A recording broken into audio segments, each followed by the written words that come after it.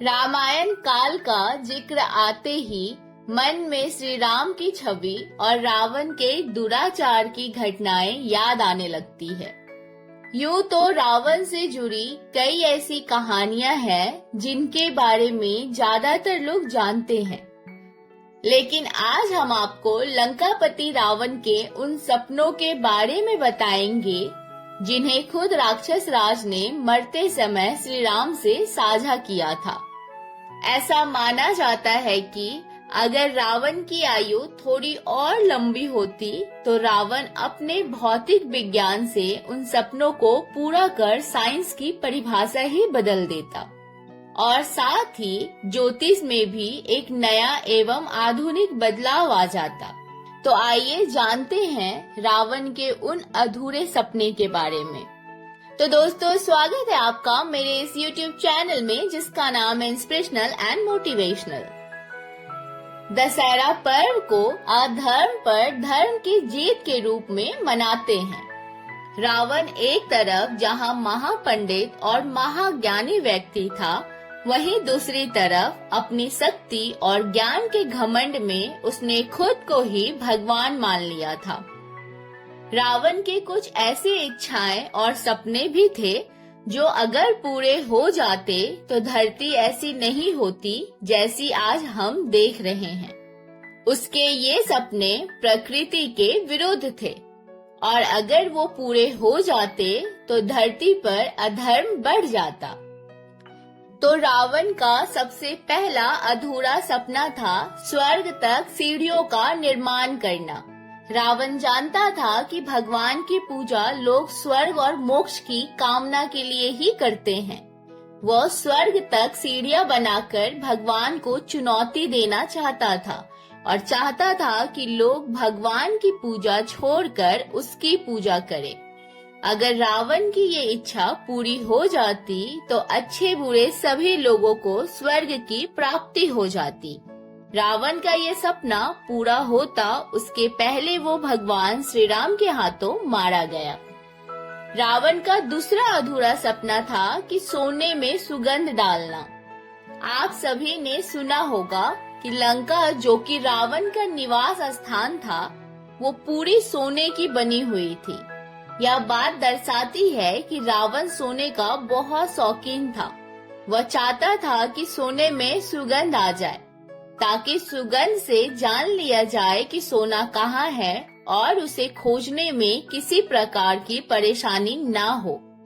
इसके साथ ही रावण चाहता था कि दुनिया में हर इंसान के पास इतना धन हो कि लोग भगवान विष्णु और माता लक्ष्मी की पूजा करना छोड़ दे, लेकिन उसका ये सपना भी अधूरा रह गया।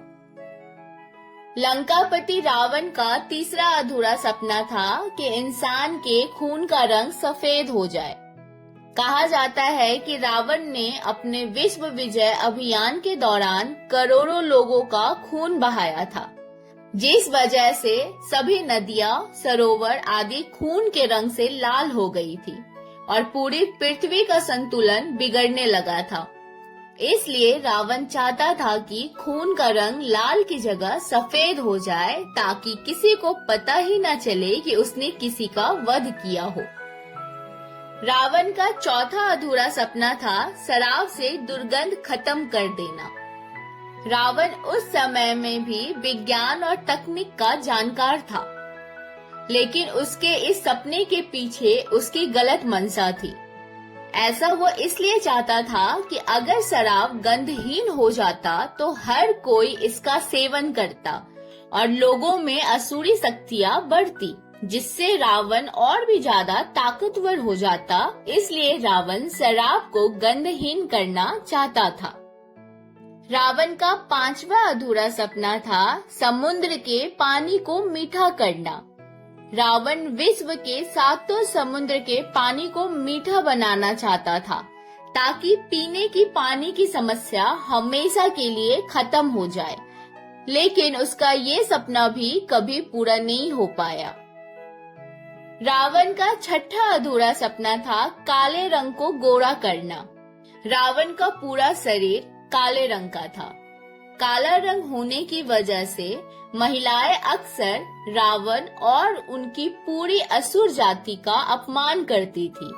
इसी वजह से रावण चाहता था कि जितने भी लोग काले हैं उनके शरीर का रंग गोरा हो जाए, जिससे कोई भी महिला उनका अपमान ना कर सके और लोगों के बीच में रंग को लेकर भेदभाव ना रहे।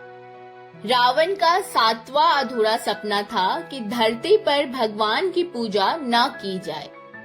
रावण खुद को इतना बलशाली समझता था कि उसकी इच्छा थी कि पूरी दुनिया में हर कोई सिर्फ उसे ही पूजे।